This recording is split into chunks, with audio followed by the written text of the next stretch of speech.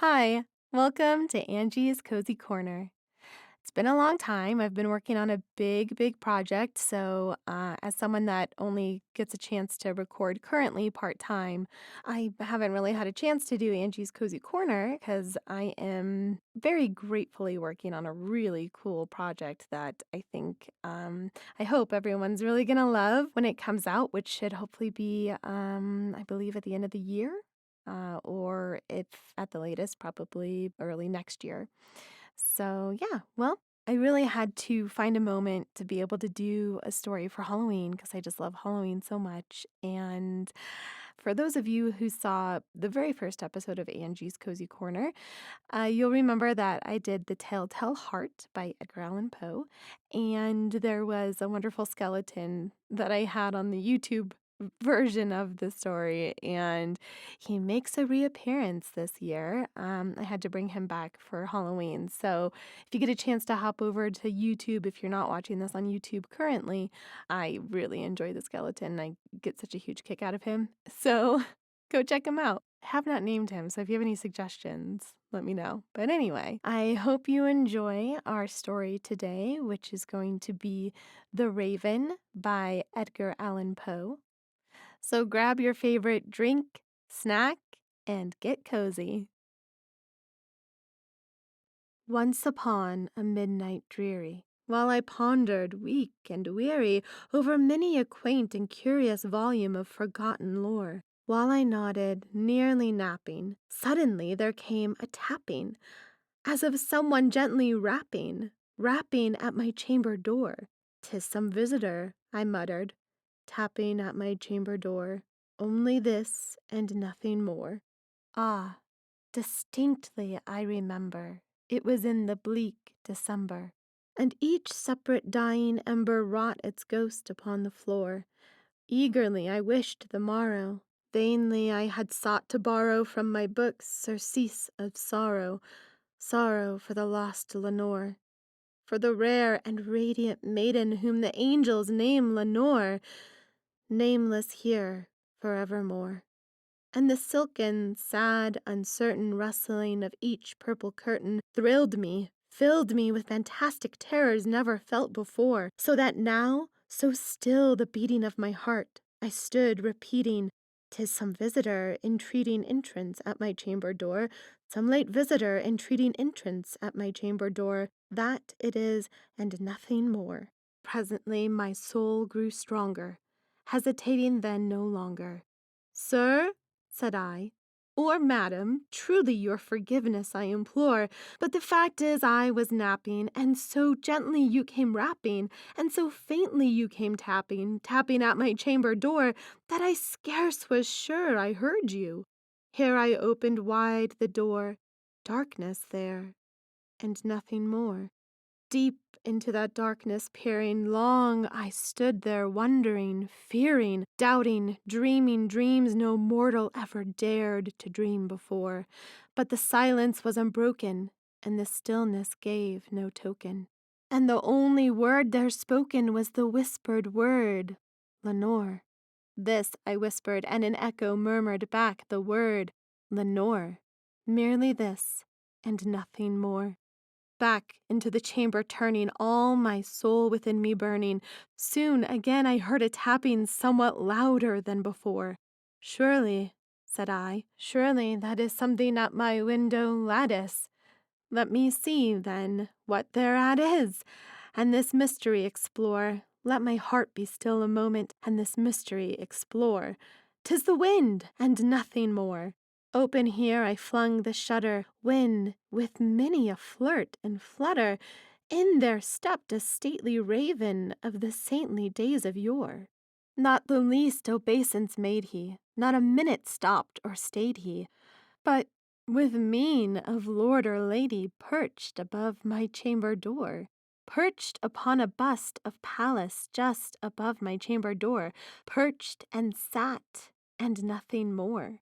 Then this ebony bird beguiling my sad fancy into smiling, by the grave and stern decorum of the countenance it wore. "Though thy crest be shorn and shaven, thou," I said, Art sure no craven, ghastly grim, an ancient raven wandering from the nightly shore? Tell me what thy lordly name is on the night's Plutonian shore. Quoth the raven, Nevermore. Much I marveled this ungainly fowl to hear discourse so plainly, though its answer little meaning, little relevance bore. For we cannot help agreeing that no living human being ever yet was blessed with seeing bird above his chamber door, bird or beast upon the sculptured bust above his chamber door, with such a name as Nevermore. But the raven, sitting lonely on the placid bust, spoke only that one word, as if his soul in that one word he did outpour. Nothing further than he muttered, not a feather than he fluttered, till I scarcely more than muttered, Other friends have flown before, on the morrow he will leave me, as my hopes have flown before. Then the bird said, Nevermore! Startled at the stillness broken by reply so aptly spoken. Doubtless, said I, what it utters is its only stock and store, caught from some unhappy master, whom unmerciful disaster followed fast, and followed faster till his songs one burden bore, till the dirges of his hope that melancholy burden bore, of never, nevermore. But the raven still beguiling all my sad soul into smiling, straight I wheeled a cushioned seat in front of bird and bust and door. Then, upon the velvet sinking, I betook myself to linking fancy unto fancy, thinking what this ominous bird of yore, what this grim, ungainly, ghastly, gaunt, and ominous bird of yore meant in croaking nevermore. This I sat engaged in guessing, but no syllable expressing to the fowl whose fiery eyes burned into my bosom's core. This and more I sat divining, with my head at ease reclining on the cushion's velvet lining that the lamplight gloated o'er, but whose velvet violet lining with the lamplight gloating o'er she shall press, nevermore. Then, methought the air grew denser, perfumed from an unseen censer, swung by angels whose faint footfalls tinkled on the tufted floor. Wretch, I cried, thy God hath lent thee, by these angels he hath sent thee, respite, and nepenthe from thy memories of Lenore. Quaff, oh quaff this kind nepenthe, and forget this lost Lenore. Quoth the raven, Nevermore. Prophet, said I, thing of evil, prophet still if bird or devil, whether tempter sent, or whether tempest tossed thee here ashore, desolate yet all undaunted, on this desert land enchanted, on this home by horror haunted, tell me truly, I implore, is there balm in Gilead? Tell me, I implore. Quoth the raven, Nevermore. Prophet, said I, thing of evil, prophet still if bird or devil, by that heaven that bends above us, by that God we both adore, tell this soul with sorrow laden if, within the distant Aidenn, it shall clasp a sainted maiden whom the angels name Lenore, clasp a rare and radiant maiden whom the angels name Lenore. Quoth the raven, Nevermore.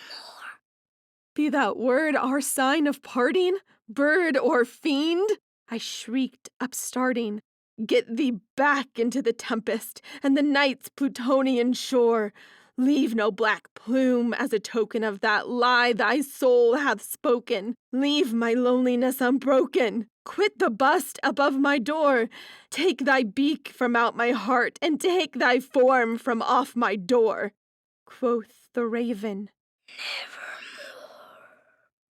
And the raven, never flitting, still is sitting on the pallid bust of Pallas just above my chamber door, and his eyes have all the seeming of a demon's that is dreaming, and the lamplight o'er him streaming throws his shadow on the floor.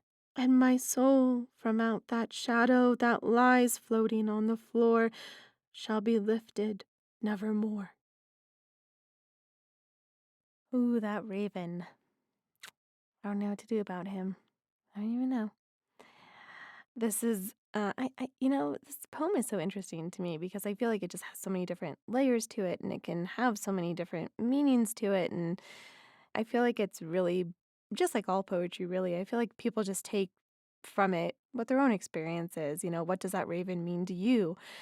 And that darkness when he opens the door, what is, to you, is it a scary story or does it have such a deeper meaning? And I know for me, I think it has definitely the scary story aspects, which I really enjoy. But, for me, I feel like the raven really represents death and just your own mortality. And at first, he's having this kind of lighthearted conversation with it, and it gets dark pretty quick. Of course, in his case, he's concerned for Lenore, even though he's already lost that love. It's concerning that maybe to think that she could be gone from this world. So I think this is just a very wonderful poem, just like all of Edgar Allan Poe's stuff. I enjoy him. I really do. So yeah, I hope you enjoyed The Raven and happy Halloween. I know it's going to look very different this year for a lot of us, myself included. I had a special guest on today's episode, my little son, and he was the raven for us. And it's going to look really different for us this Halloween, but we're still going to try to eat lots of candy and have lots of fun. And of course, all the spooky movies that go along with that. So enjoy whatever you're going to do and keep all of your loved ones safe and healthy. And I will hopefully get a chance to do another Angie's Cozy Corner soon. But if not, then the next thing that will be coming out will be the big project that I've been working so hard on. So I'm really excited for that. And I hope you guys all have a good night. Bye.